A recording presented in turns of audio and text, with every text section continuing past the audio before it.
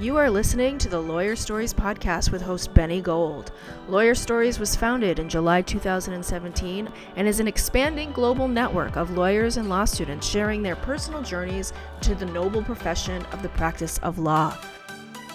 Join us on this podcast as we dig deeper into these stories and hear from lawyers and law students from around the world in all areas of the legal profession. Here at Lawyer Stories, we believe that every lawyer has a story. What's yours? Welcome to the Lawyer Stories podcast with Benny Gold. Today we welcome in Deb Tonelli, attorney and counselor at Christensen Law. Deb, how are you today? Welcome to our new setup. You get to be the first in our new Lawyer Stories headquarters, so welcome. It's a pleasure to have you. Thank you for the invitation. All right, well, good to see you. So how are you doing there in Michigan? Like, have you gone back into lockdown yet or what? Have things gotten? Well, I was listening to the radio today and they were saying that the county that our office is in, Oakland County, and the county that I live in, that the CDC is saying that we should be masking indoors again. Really? Even those who are vaccinated? Even though we're vaccinated. Okay. All right. So can I ask you a question? Yeah, of course. It says this is being recorded, but you're no longer on here. Do I have to just hit got it and you're going to come back? Oh, you don't see me anymore? No. Oh, yeah, I guess hit got it. Okay. Yeah, I'd prefer to see you. There we go. Okay. All right. Yeah. So yeah, vaccinated. They're recommending vaccinated people start masking indoors. Wow. Okay. Yes. All right. Well, we'll see what happens from there. That's it's not great news, but I guess we have to work with what we have. So Deb, we haven't featured you yet on Lawyer Stories. We do have your story. We just got in the possession of it, and so we plan to do that soon. So just tell us, just as a general background, where are you from and where did you grow up? I was born in Detroit, Michigan. Okay. And my family eventually moved to the suburbs. We moved to the east side. I grew up in Warren probably from the age of 6 or 7, and stayed there until I went away to college. Okay, and that was Michigan State undergrad, correct? Yes. So Don't ask me about football. Well, no, I know there must be huge stuff going on in the office there at Christensen Law. By the way, I had a great time talking with all of your associates, all of your colleagues, very nice people. I could tell they're terrific attorneys. And it's really been a pleasure doing this series, so to speak, with Christensen Law. Everybody was super cool.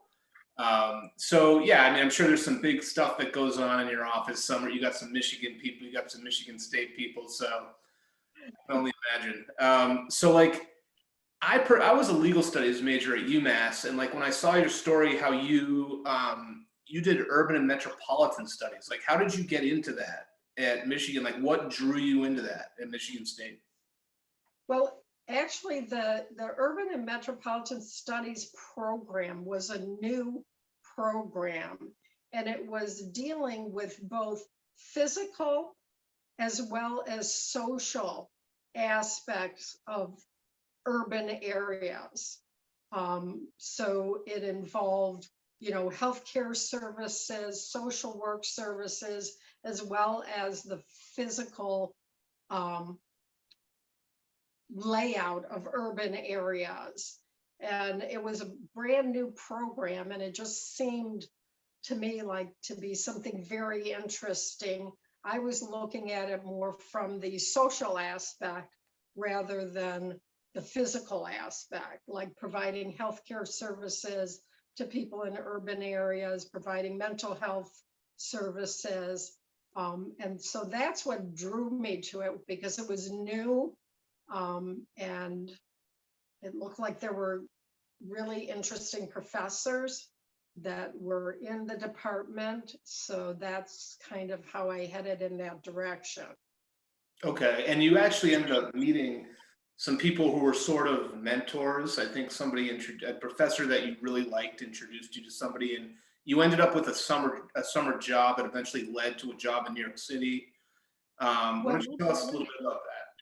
sure. So actually, don't, Benny, I'm not sure how this happened, but because I'm, from a suburb of Detroit, and I end up with this professor, Dr. Pettigrew, who was the first Black chair of a department.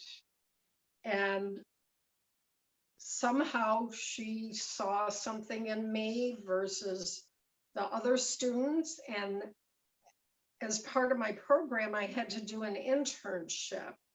And she recommended, it was the first time that this had ever happened. She recommended that I go to New York City and work with a colleague of hers, Dr. Althea Simmons. Dr. Simmons was a lawyer with the NAACP for 35 years, graduated from Howard University. And I worked with Dr. Simmons and the department that she was supervising on studying school desegregation in the South. Goodness. That's amazing. I mean, that's such pivotal, like interesting. I mean, it's like horrific, but it's interesting for like so many people on like so many levels, and to be on the front lines and to be studying that must have been such an amazing experience for you, Deb. And when you think about it, these women were trailblazers, because we're talking about the 70s that they were the chair of the department, and Dr. Simmons was running this branch in New York City of the NAACP. Not only were they women in the 70s doing this, but they were Black women in the 70s doing that. Okay. And, I was young, and I didn't realize, what a fantastic opportunity this was at that moment. I was just excited. I'm going to New York City, and, I've learned so much more. Both of them have passed away, unfortunately, but I've learned a lot about them since that time. Dr. Simmons testified before the Senate against William Rehnquist. Really? Being appointed to the United States Supreme Court, because she felt that based on his work and opinions that he had a very narrow view of the 14th Amendment. Oh, I'll tell you what, Deb. The 14th Amendment was what got me interested in law. Constitutional law, the 14th Amendment, equal protection, that whole thing when I was a legal studies major. And I, by the way, had some amazing professors at UMass Amherst too. So I feel that connection with you, like you meet these people anyway, this is about you. So go ahead. So William Rehnquist, sorry, go ahead. Yeah, no, she testified against Rehnquist being appointed to the Supreme Court. So we go into Hi, Zoe. So we got into this. That's okay. We love Zoe. And then when she passed away, Ted Kennedy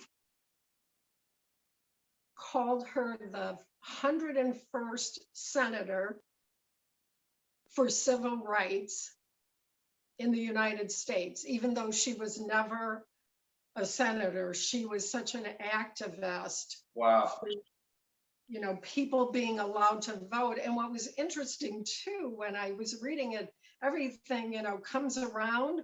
So Rehnquist was in Arizona as a lawyer and a judge. I believe, a judge in Arizona. And when she testified against him being appointed, she said that he was thwarting Black and Latino voters' access to the polls. And Wow. I'm like thinking, oh my God, here we are in 2021, Yeah. and we've got the same crazy stuff happening in Arizona. So things don't change apparently much, no matter how hard people work. It's really difficult sometimes. Yeah, wow, that's an incredible experience. And you said she was a law graduate or an Howard, yeah, she Howard was law an graduate. attorney. She graduated from Howard Yeah, University.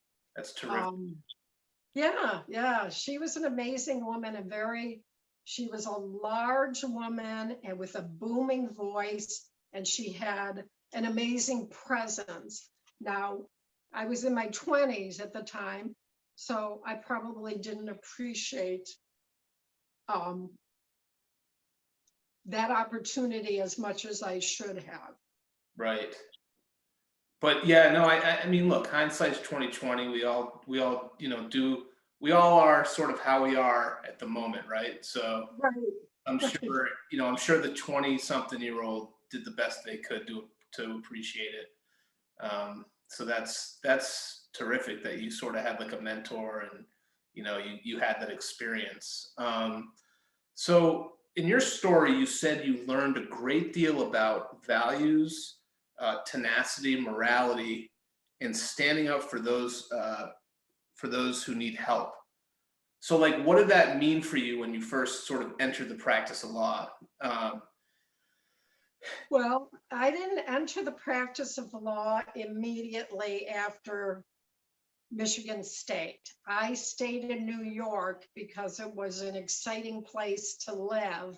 And I stayed in New York for a while, just did a variety of jobs just to earn money so I could stay in New York and have that experience.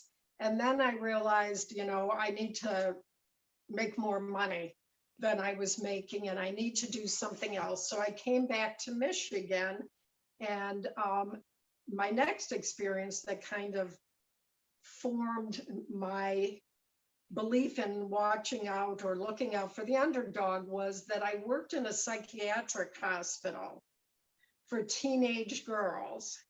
And a lot of the girls that were in the hospital had behavioral problems.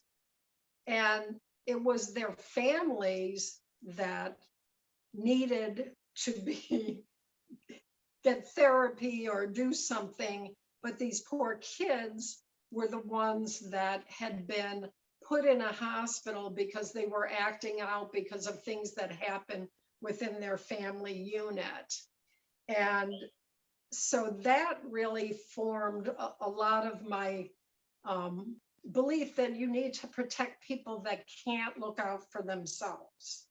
sure. And so I was working with somebody who was going to law school, another woman that was going to law school. And so we just started talking, and, I thought, I should go to law school. I could go to school and probably do something more. Now, did it make So you think back to like Althea Simmons and all that? You were sort of like, maybe I should go to law school. yeah, because it's the same thing, that it's like the underprivileged, the underserved are the ones that get taken advantage of and, don't have a voice. So I worked a full-time job Wow. at the hospital and went to law school at night. Okay. So I didn't go right to law school from undergraduate. I had a job that I had to do during the day, and it was actually Detroit College of Law, which is now a part of Michigan State University.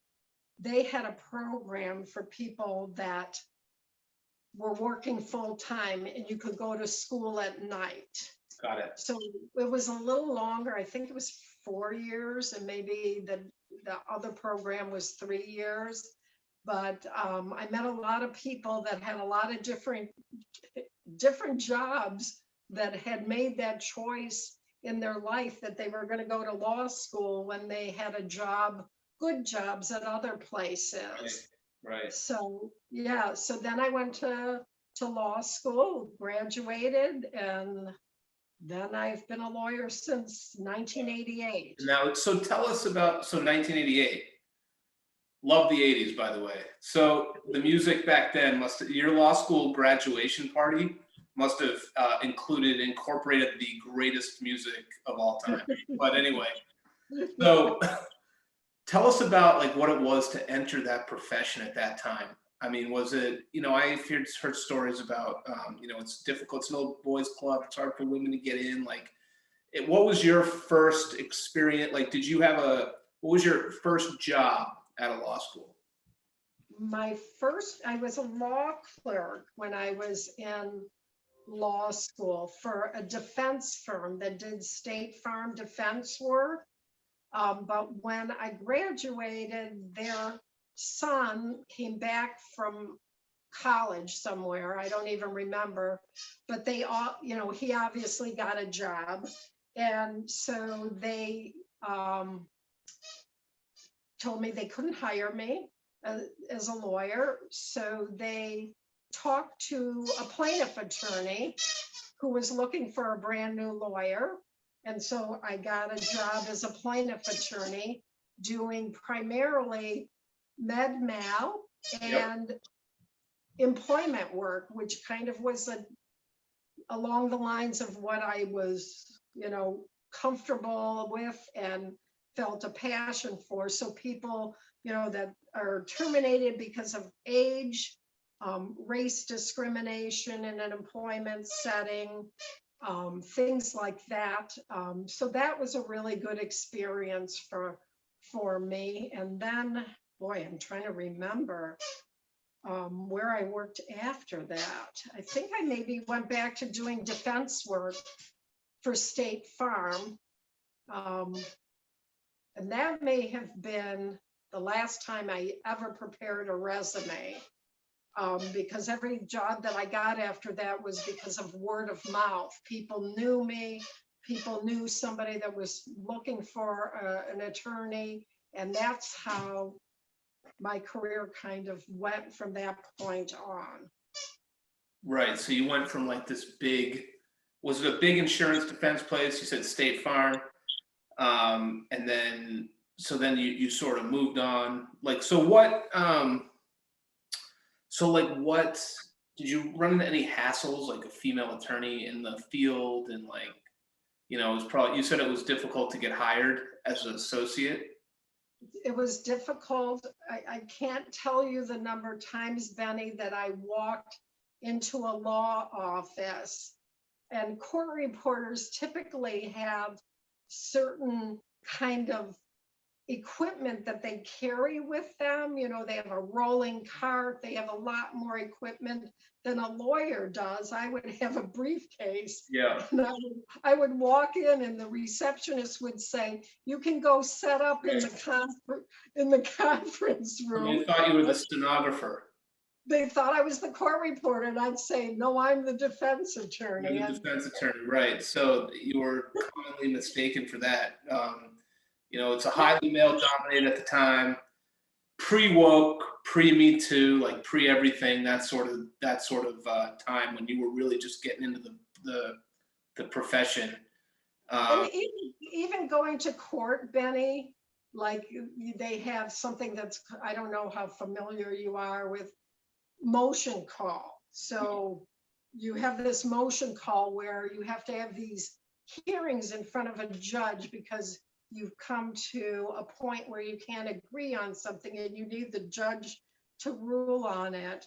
And even then, I'd be in the courtroom and look around the courtroom, and I'd say, somewhere around 95% of the people in the courtroom were male attorneys. Right.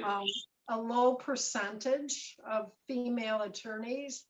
And even now, recently, I can give you an example of, I did a case evaluation. So the panel that you present your case in front of is 3 attorneys. They were all men. The defense attorney was a man. I'm the only female arguing the plaintiff side of the case. The only female other than me was the clerk who was letting everybody into the Zoom meeting. Right. And I'm like thinking, here we are again, 2021, and there were no female attorneys on the panel to listen to the case. Right.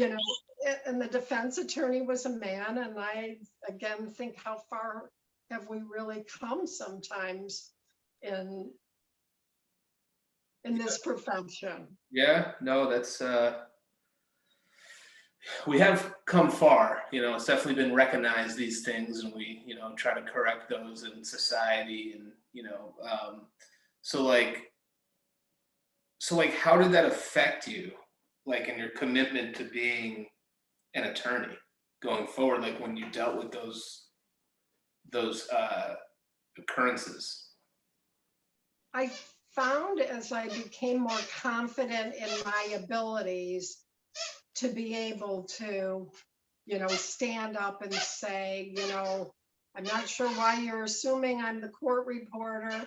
I have a small briefcase, not a big piece of equipment I'm rolling in, and then of course somebody might apologize. I tried to be nice about it. Right. But, there's definitely, it didn't discourage me, but I was very aware of it. And you became a contract attorney, right? When you left the bigger firm, like you did contract work for 9 years before you went on to Dave Christensen Law. So what was that about? I actually, so what happened, I was like tired of being a defense attorney for State Farm. My father was ill, and I was just thinking, I'm not sure that I want to do this anymore. And so what I started doing was I started calling plaintiff attorneys that I knew and worked with on the other side and said, hey, I'm thinking about doing this. Do you think you could ever use a contract attorney? Right. And I got enough interest from plaintiff attorneys that I had worked with that I decided to take this leap and do this. And I thought, oh, I'll do this for a year, try to figure out what I want to do, and then make a decision. Well, I actually ended up contracting with Michigan Auto Law. I don't know, which is where Dave used to work. Right. Well, I know I have a good friend that I actually met through Instagram a few years when I started Lawyer Stories, who I think he still works there. So that's I had a connection with Michigan Auto Law. They said that they would use me, and that's where I met Dave. And then Dave and I was doing a lot of work for Dave and I was doing it for like 9 years. What kind of work were you doing for Dave? Like pleadings and complaints and that sort of thing? Oh no, appearances. Appearances, wow, okay. So depositions, case evaluation, facilitation, whatever he needed, short of trying his cases. Okay. He would try the case always, but I would do the client's dep, perhaps the defendant's dep. And it was a really good experience. And Dave is an amazing lawyer. It made sense, I think, for him and I, because it allowed him to focus on things that he needed to focus on, where I could do things for him that he trusted me to handle it. Right. And then he could focus on maybe a bigger project that he needed to deal with. Right. Okay. So and then when he went out on his own, he said, hey, Deb, Like your I company? had left. I had stopped. Okay, you gotta move. I zone. I had stopped contracting for him and went to a big TV lawyer law firm after that. And I was there just shy of 5 years, and it wasn't a right fit for me because it was like a factory, like just move files, no connection really to the clients, just Yeah. churn a file. And I was very unhappy and started writing down writing down names of people, again, networking people, and thinking, okay, these are the people that I'm going to call and see if, they have an opportunity. So Dave was on my list, and I had called and said, I don't know if you need contract help or whether or not you're looking to hire anybody, but I'm looking for a job. And Dave called me up and offered me a job. Right. And the rest is history. And the rest is history. That's unbelievable. So, and I know like you talk about the volume at this other big place, and I know Christensen Law, from what I found, talking to everybody, is you guys really emphasize like maybe a smaller caseload because you like that personal connection with each client, and you all like practice a lot of empathy and compassion when it comes to your clients. And I know you do a lot of intake, right? So like, I guess one question I had actually after speaking to everybody on your team is like, when you get a call, like how do you know like that you have a case, and B, how do you know who to send it to, like on the team? Well, everything that comes in stays in my world for a certain period of time. How do I know that they have a case? It all depends on the facts. Right. But people at our firm, I'm the first contact that anybody has with a lawyer at our firm. And so then, I'm the one that meets with new clients. Typically, Dave would on occasion pre-pandemic, and then now post-pandemic, we've started to have some clients come in, and depending on where the file comes from, like if it's a referral from another attorney, Dave might meet with me, but typically I meet with every new client with my legal assistant, and then we kind of determine, like, is this a case that we're going to keep in our department and try to resolve, or is this a case that we need to move to a litigation person? Right. And then Dave makes the decision about who gets the case. Okay.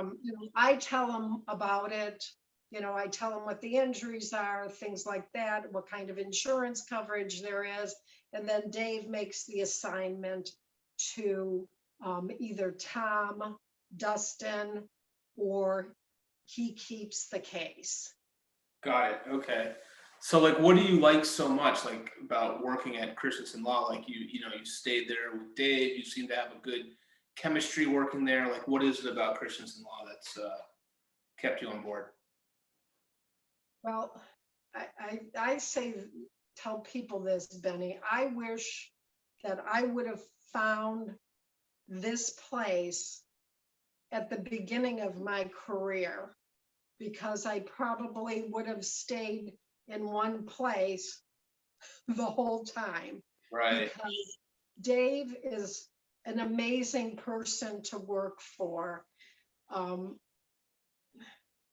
kindness towards clients, the staff, everyone that he meets, he's just the most compassionate and kind person I think I've ever dealt with in the legal profession. Yeah. Yep. Most lawyers, I don't know why they don't get the way, they don't understand the philosophy of running a firm the way Dave does. Right. Like we do activities together, you know, we're gonna go to a Tiger game. Oh, that's awesome. Can I come? You think they'll You live in Maine, right? I'm in Massachusetts right now, but same thing, sort of as Maine. Okay. Yeah, and I mean, we just do like, we have set up like these committees this year. So Yep. we're doing like a social responsibility committee. Yep. So that committee I'm on, and we're, you know, looking at charitable events, things to do to help homeless veterans. That's great. You know, I work in housing, so that's an important thing for me, helping homeless veterans. So that's terrific. I love to hear it. And last year we did that, and apparently there's a huge population of female homeless veterans that get overlooked. So we're kind of focusing, you know, on that group. And now we have a committee called Health and Wellness. And so we're going to look at some things to do, like a raffle, Right. to get a massage, and you know, so they encourage those kind of activities to keep us together as a group, and look out for the rest of the world as well. Right. And let's not forget the school that you had going on there during COVID. I think I had Dave on the podcast, great guy. And it's just amazing. You know, I wanted to laud his efforts in doing something like that, because look, as a parent of a young child, like I saw the struggles, two working parents, and it's so difficult. So to set up something like that and have compassion and empathy where kids can come to the office, you guys hired a teacher. I think it was terrific. And I think, you guys should get some national attention for that. Have you gone to our website? Yes. Did you see the party at the end of the year? Yes, I did. I saw you did a graduation.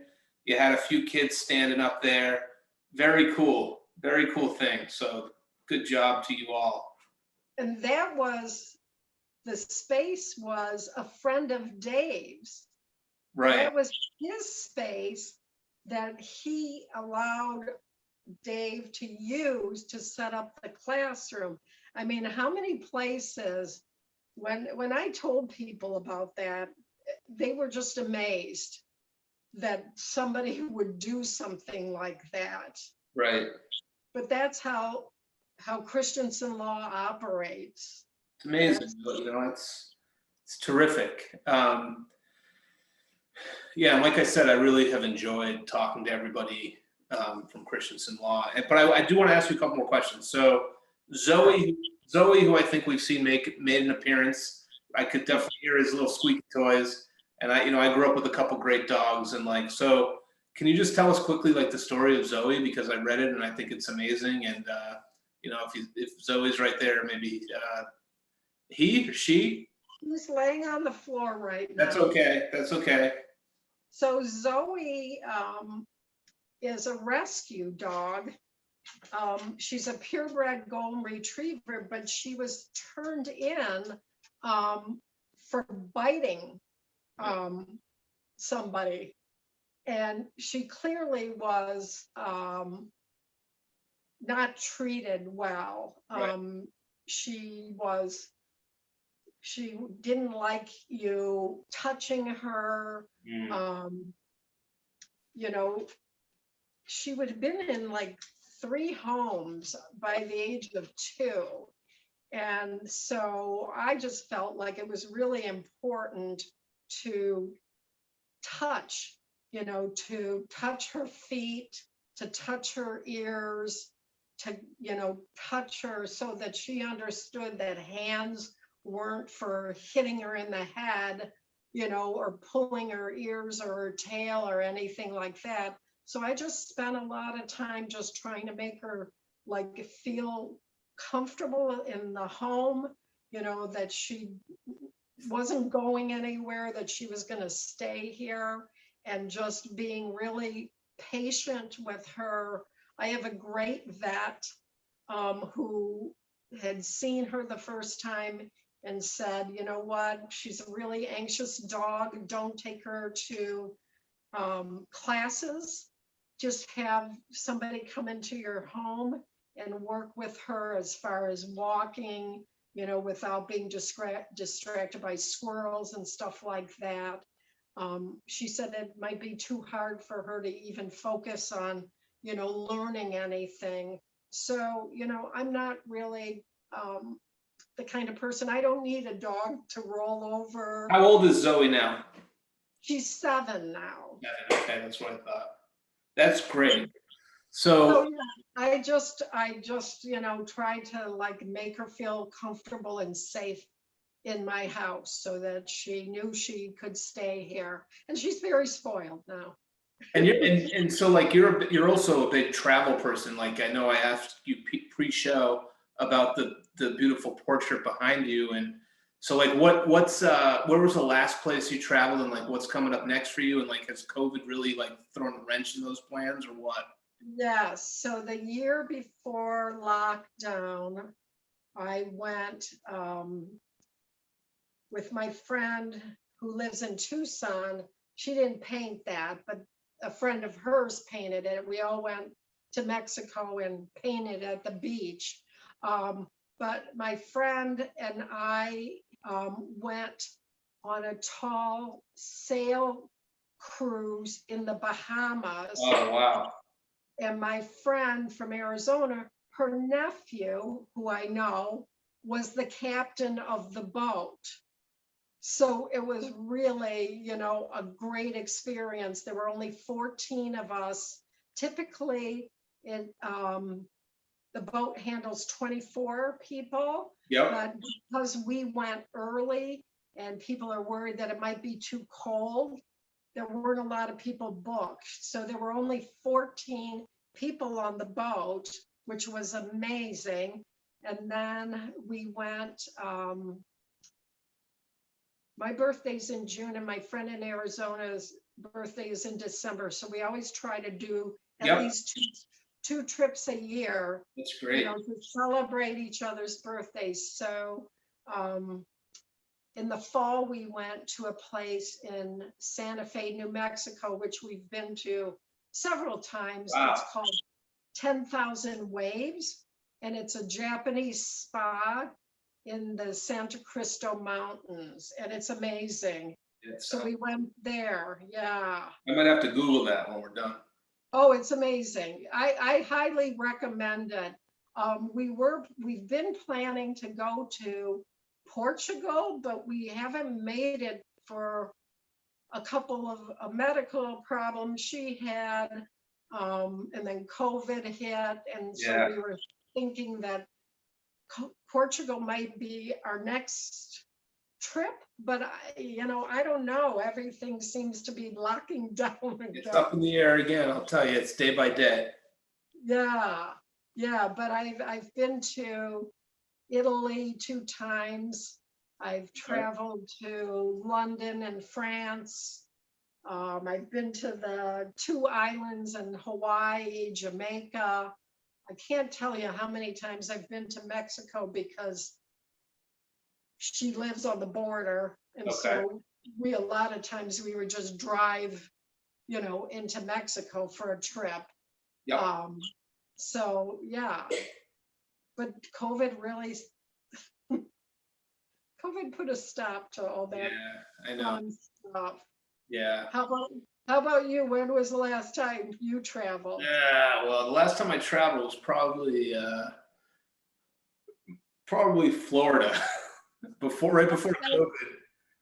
We actually had our first Lawyer Stories networking event in Miami, Florida.